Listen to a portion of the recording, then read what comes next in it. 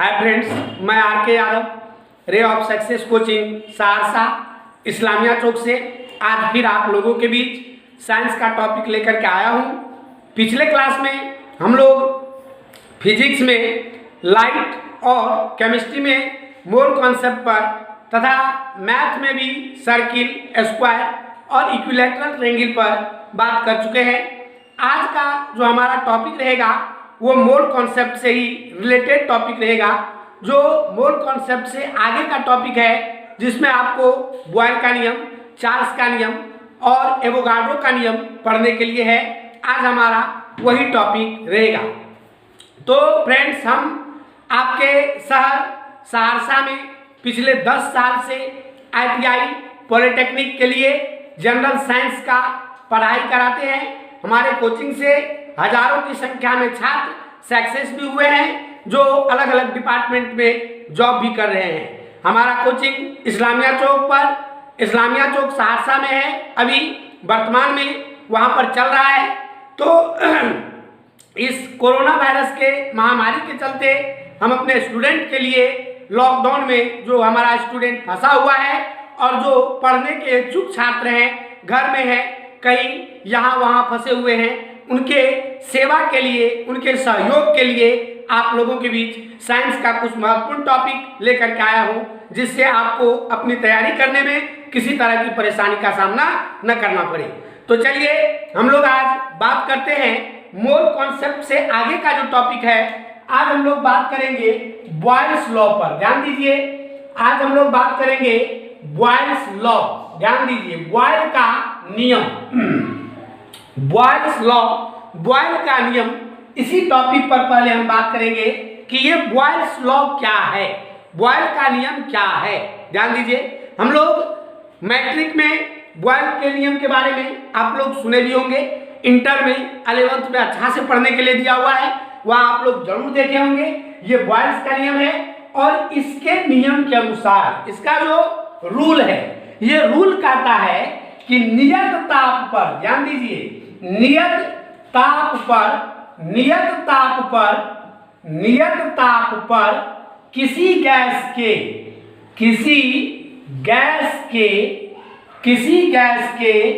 निश्चित मात्रा का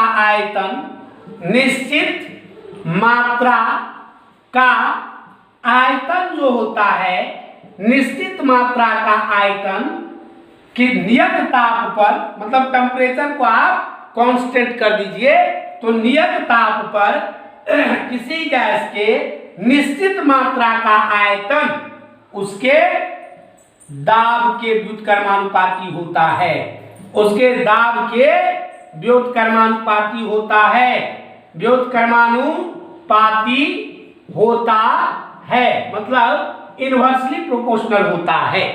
यह है आपका नियम। ध्यान दीजिए, इसको समझिए। कहता है कि नियत ताप पर, मतलब टेम्परेचर क्या है, कांस्टेंट। बॉयल के नियम में टेम्परेचर क्या है, कांस्टेंट। तो नियत ताप पर किसी गैस के निश्चित मात्रा का आयतन, नियत ताप पर किसी गैस के निश्चित मात्रा का आयतन उसके दाब के व्युत्क्रमानुपाती होता है, उसके दाब के व्युत्क्रमानुपाती होता है। मतलब इसको हम लोग लिखेंगे इट एक्सप्लाइंड, अर्थात V जो है directly proportional 1/P, V directly proportional 1/P कह सकते हैं इसको, V डायरेक्टली प्रोपोर्शनल 1/P कह सकते हैं, या V इनवर्सली प्रोपोर्शनल P कह सकते हैं एट कांस्टेंट T। मतलब यदि टेम्परेचर को नियत रखा जाए तो किसी गैस के निश्चित मात्रा का आयतन दाब के व्युत्क्रमानुपाती होता है। V directly proportional 1/P at constant T। यही है आपका बॉयल का नियम। अधिकांश एग्जाम में यहां से ही क्वेश्चन उठा लिया जाता है। इस टाइप का 4 आपको ऑप्शन देगा और कहेगा निम्न में से कौन सा बॉयल का कथन है, तो इस टाइप से भी क्वेश्चन उठाया जा सकता है। तो याद रखिए, V यहाँ पर आयतन है, P यहाँ पर दाब है, प्रेशर, और T यहाँ पर टेम्परेचर है, ताप है।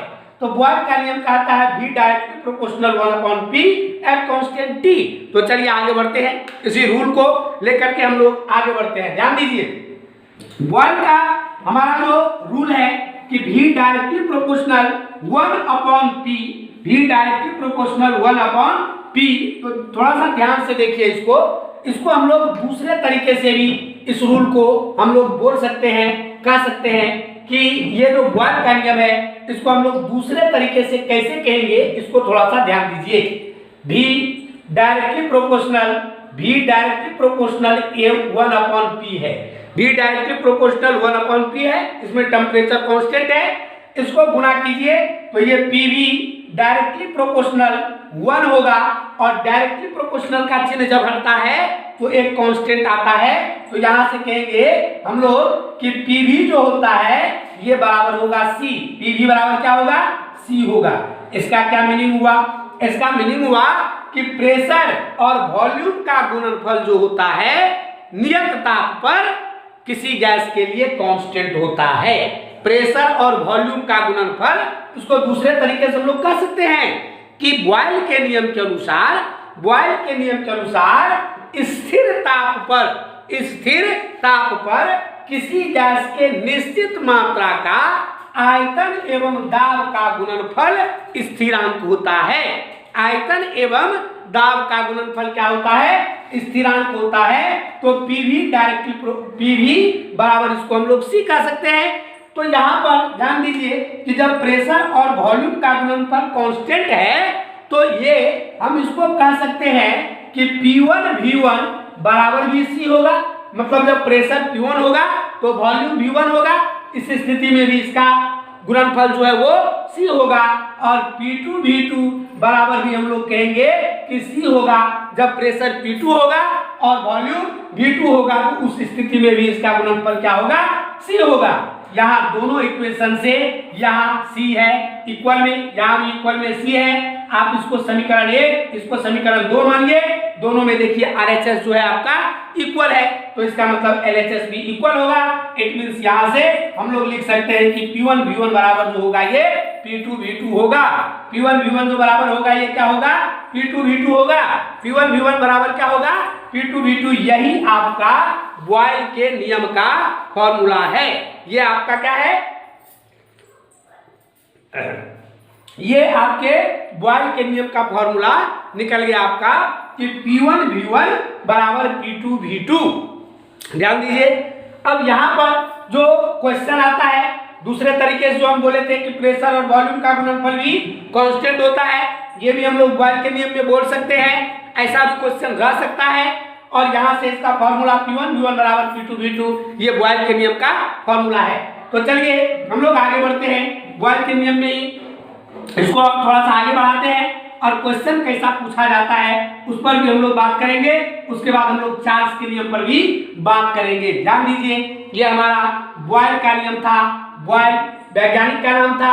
और प्रेशर और वॉल्यूम से रिलेटेड वो जो नियम दिया उसी को हम लोग बॉयल का नियम कहते हैं। तो चलिए यहाँ से आपका फॉर्मूला निकल के आ गया कि P1V1 बराबर P2V2। P1V1 बराबर क्या निकल गया? P2V2। P1V1 बराबर क्या निकल गया? P2V2। ये है आपके बॉयल के नियम का फॉर्मूला, बॉयल के नियम का फॉर्मूला। लेकिन मेन बात है कि ये आया कहां से? तो V डायरेक्टली प्रोपोर्शनल 1/P से आया है। ये कहां से आया है? V डायरेक्टली प्रोपोर्शनल 1/P से। आपको समझना है इसी बात को, इसी बात को आपको समझना है कि वॉल्यूम प्रेशर का इनवर्सली प्रोपोर्शनल होता है। वॉल्यूम जो होता है वो प्रेशर का क्या होता है? इनवर्सली प्रोपोर्शनल होता है एट कांस्टेंट टेम्परेचर, जबकि टेम्परेचर जो हो वो कांस्टेंट हो। तो आगे आइए, क्वेश्चन हम यहाँ पर लेते हैं। ध्यान दीजिए, एक क्वेश्चन हम लोग लेते हैं कि एक गैस के, ध्यान दीजिए, एक गैस, ध्यान से देखिए, के निश्चित मात्रा, एक गैस के निश्चित मात्रा का आयतन, निश्चित मात्रा का आयतन 27 डिग्री C ताप पर 100 cc है। 100 सीसी है। ध्यान दीजिए, क्वेश्चन हमारा कि एक गैस के निश्चित मात्रा का आयतन 27 डिग्री सेल्सियस ताप पर 100 सीसी है। 27 डिग्री सेल्सियस ताप पर 100 सीसी है। नहीं तो स्थिर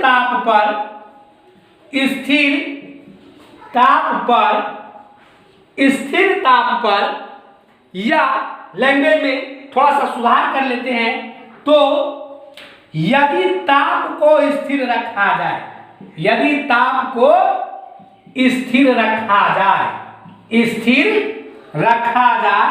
ताप को स्थिर रखा जाए, तो ताप को स्थिर रखा जाए। ध्यान से देखिए, एक गैस के निश्चित मात्रा का आयतन 27 डिग्री सेल्सियस ताप पर 100 सीसी है। 27 डिग्री सेल्सियस ताप पर 100 सीसी है। तो यदि ताप को स्थिर रखा जाए एवं दाब को दोगुना कर दिया जाए, दाब को दोगुना कर दिया जाए तो आयतन होगा। ध्यान दीजिए, बिल्कुल सिंपल क्वेश्चन है।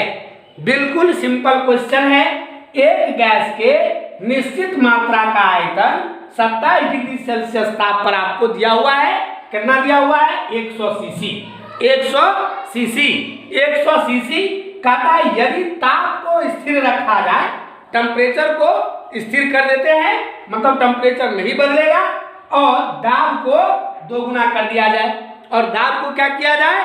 दोगुना कर दिया जाए, तो इसका आयतन क्या होगा? आइए इस क्वेश्चन का सॉल्यूशन हम ऊपर में ही कर देते हैं। इस क्वेश्चन का सॉल्यूशन यहाँ पर हम लोग ऊपर में करते हैं। ध्यान दीजिए, सबसे पहली बात कि जब हम लोग प्रोसेस में चलते हैं तो हमको डाटा जरूरी है कि यहाँ पर क्या दिया हुआ है। ये डाटा आपको जरूरी है।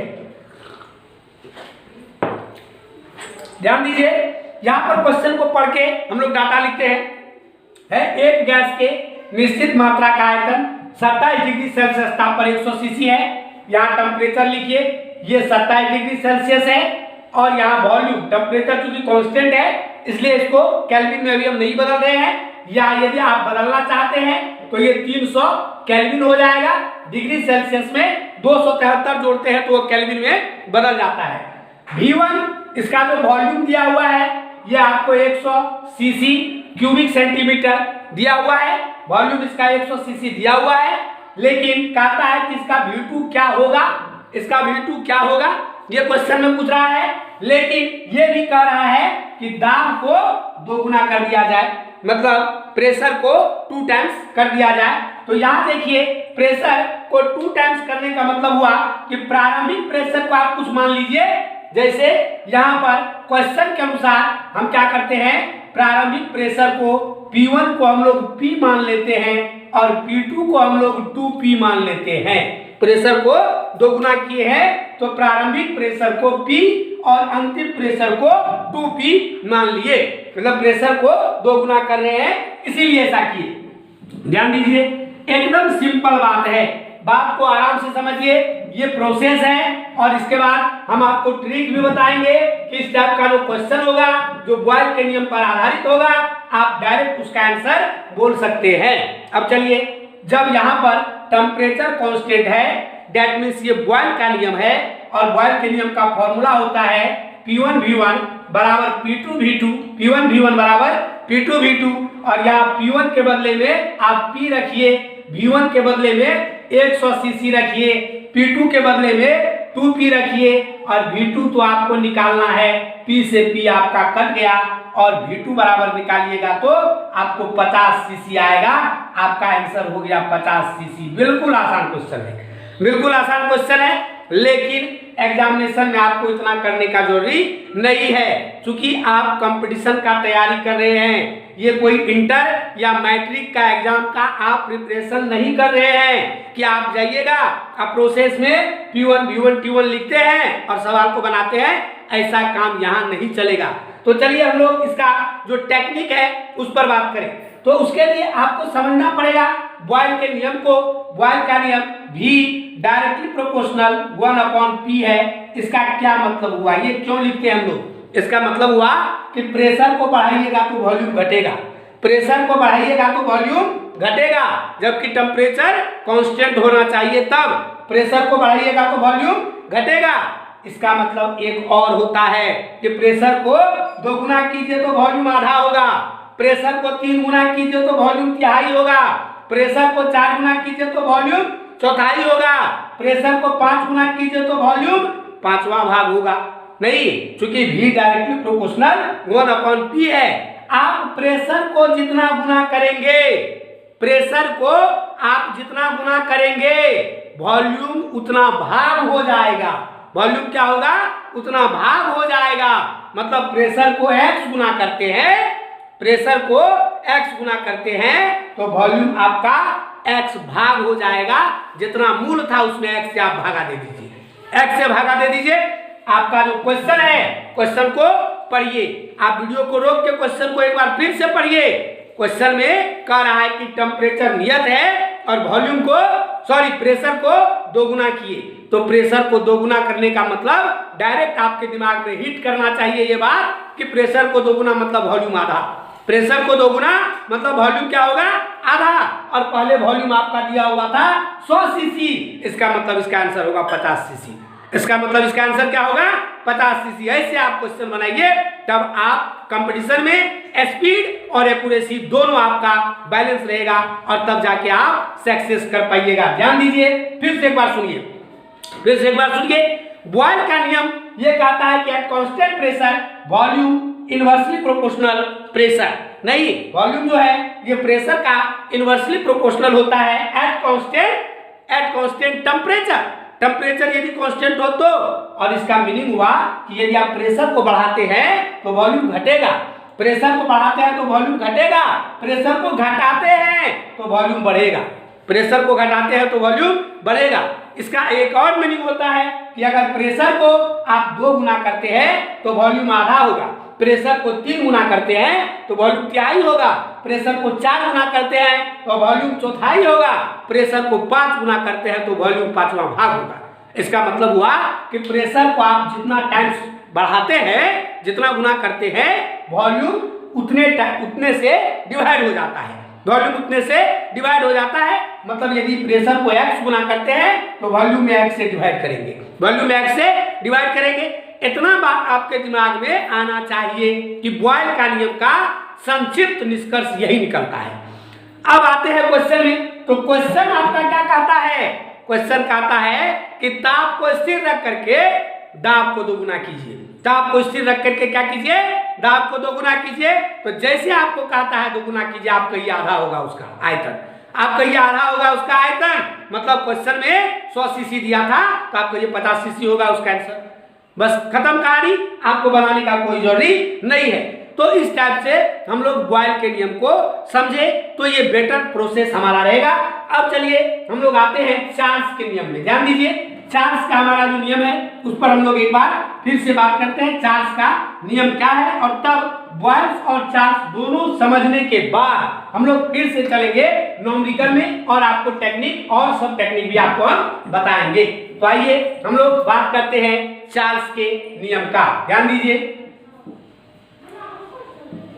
चार्ल्स लॉ ये क्या कहता है, ये क्या कहता है? ध्यान दीजिए, चार्ल्स का नियम क्या कहता है? ये कहता है कि एट कांस्टेंट प्रेशर, ये क्या कहता है?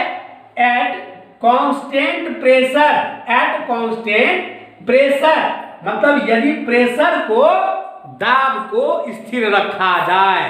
ये चार्ल्स का नियम कहता है कि एट कांस्टेंट प्रेशर यदि दाब को स्थिर रखा जाए, तो यहां लिखते हैं लैंग्वेज पहले कि स्थिर दाब पर, स्थिर दाब पर किसी गैस के निश्चित मात्रा का आयतन, निश्चित मात्रा का आयतन, देखिए स्थिर दाब पर किसी गैस के निश्चित मात्रा का आयतन उसके परम ताप के समानुपाती होता है, समानुपाती होता है। ये है आपका स्टेटमेंट चार्ल्स का, ये चार्ल्स का स्टेटमेंट है। ध्यान दीजिए, ये कहता है कि स्थिर दाब पर कांस्टेंट, इसमें क्या है, प्रेशर है। कांस्टेंट क्या है, प्रेशर है। तो स्थिर दाब पर किसी गैस के निश्चित मात्रा का आयतन उसके परम ताप, यहां देखिए ये लिख दिया परम ताप, केवल ताप नहीं लिखा है, ये क्या लिख दिया, परम ताप। ये क्या लिख दिया, परम ताप। तो स्थिर दाब पर किसी गैस के निश्चित मात्रा का आयतन उसके परम ताप के समानुपाती होता है। क्या होता है, परम ताप के समानुपाती होता है। परम ताप किसको कहते हैं, परम ताप केल्विन स्केल में जो भी ताप का मान होता है उसको परम ताप कहते हैं, लेकिन परम शून्य ताप नहीं कहते हैं। देखिए, परम ताप और परम शून्य ताप अलग अलग चीज है। हम यहाँ पर चार्ल्स नियम के बाद इसका फॉर्मूला डेरिवेशन करने के बाद एक बार उस टॉपिक पर हम चलेंगे और वहां पर बात करेंगे। तो ध्यान दीजिए, परम ताप के समानुपाती होता है।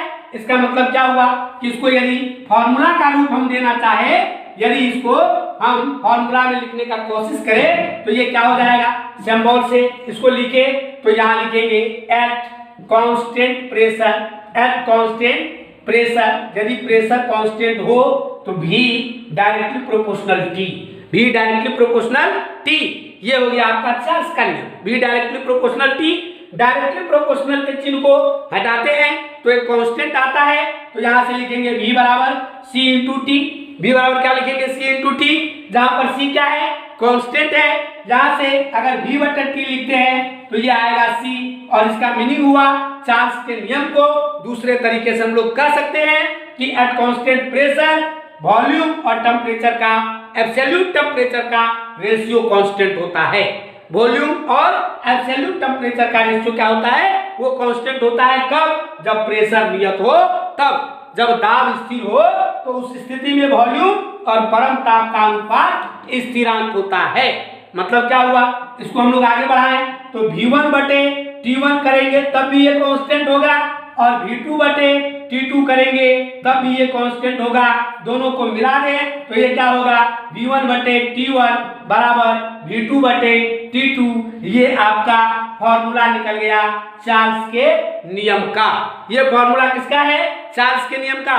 देखिए ये कह रहा है, यहाँ देखिए ये कहता है कि टेम्परेचर बढ़ाइए तो वॉल्यूम बढ़ेगा, टेम्परेचर बढ़ाइए तो वॉल्यूम बढ़ेगा। कब, जब प्रेशर कांस्टेंट हो तब। और हम लोग गर्मी के महीनों में जब साइकिल पर जो स्टूडेंट आप लोग चढ़ते होंगे तो साइकिल को धूप में लगा दीजिए, क्या होता है, ट्यूब के अंदर का जो अंदर में जो एयर है ट्यूब में, उसमें देखिए क्या होता है, टेम्परेचर धीरे धीरे वायुमंडल का बढ़ता है, जिसके कारण उसके हवा का आयतन भी बढ़ता है और उसको उतना आयतन मिल नहीं पाता है, जिसके कारण आपका ट्यूब फट जाता है। और वो चार्ल्स का ही नियम है।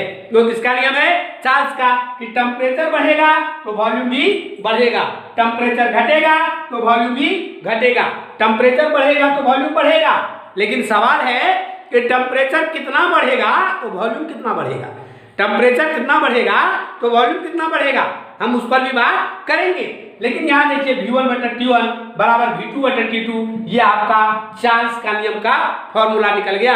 ये चार्ल्स के नियम का फॉर्मूला है, V1 बटा T1 बराबर V2 बटा T2। अब आइए ध्यान दीजिए, बॉयल्स और चार्ल्स दोनों का नियम और फॉर्मूला आपके सामने हमने ला करके दिया है। बॉयल्स और चार्ल्स दोनों का जो फॉर्मूला है और जो स्टेटमेंट है वो दोनों आपके सामने बोर्ड पर अभी हम लिखे थे, और दोनों से क्या निष्कर्ष निकला उस पर हम लोग बात करें। तो बॉयल के नियम में हम लोग क्या देखे, बॉयल के नियम में हम लोग क्या देखे कि टेम्परेचर कांस्टेंट था, और चार्ल्स के नियम में हम लोग क्या देखे कि प्रेशर कांस्टेंट था। अब इसको पढ़िए तो ये होता है BTCP। ये क्या होता है, BTCP। ये क्या होता है, BTCP होता है। ऐसे मैट्रिक में जो स्टूडेंट पढ़ते हैं उसके लिए जो टीचर होता है कोचिंग में, वो आपको बोलते हैं कि BTBC को घोल के पी जाओ, BTBC को घोल के पी जाओ तो मैट्रिक फर्स्ट डिवीजन पास हो जाएगा, मैट्रिक फर्स्ट डिवीजन पास हो जाएगा। थोड़ा सा उसमें हम गलत बोल रहे हैं, थोड़ा सा BTBC नहीं बोल के हम आपको बोलते हैं BTC को पी जाओ। हम क्या बोलते हैं, बीटीसी को पी जाओ। और आप याद रखें इसको कि बीटीसी को पी जाना है। किसको पीना है, बीटीसी को पीना है, बीटीसी को पीना है। और याद हो जाएगा क्या कि बॉयल के नियम में टेम्परेचर और चार्ल्स के नियम में प्रेशर कांस्टेंट होता है। नहीं, आपको क्या याद हो जाएगा कि बॉयल के नियम में टेम्परेचर और चार्ल्स के नियम में प्रेशर कांस्टेंट होता है। आपको रटना क्या है कि बीटीसी को पी जाओ। क्या रटना है, बीटीसी को पी जाओ। ये एक टेक्निक है जो आपको याद दिला देगा कि किसमें क्या चीज कांस्टेंट रहता है। क्योंकि कई बार एग्जामिनेशन में यह भी पूछा जाता है कि बॉयल के नियम में स्थिर क्या होता है, चार्ल्स के नियम में स्थिर क्या होता है। तो उसके लिए आपको क्या रखना है, बीटीसी को पी जाओ। क्या रखना है, बीटीसी को पी जाओ। बॉयल के नियम में टेम्परेचर और चार्ल्स के नियम में प्रेशर कांस्टेंट होता है। चलिए आगे बढ़ते हैं, ध्यान दीजिए। इसके बाद बॉयल के नियम में अभी जो हम चार्ल्स के नियम में जो स्टेटमेंट लिखे थे उसमें एक वर्ड आया था परम ताप। ध्यान दीजिए, परम ताप। आज हम लोग इस पर बात करेंगे। एक ये होता है आपका परम ताप और दूसरा होता है परम शून्य ताप। ध्यान दीजिए, परम शून्य ताप, परम शून्य ताप, ये दो है, दो टेम्परेचर दोनों अलग अलग है। परम ताप जो होता है, केल्विन स्केल में ताप के मान को परम ताप कहते हैं। केल्विन स्केल में ताप के मान को क्या कहते हैं, परम ताप, परम ताप कहते हैं। केल्विन स्केल में ताप के मान को क्या कहते हैं, परम ताप। और परम शून्य ताप क्या होता है, परम शून्य ताप। परम शून्य ताप वह ताप है जिस पर किसी गैस का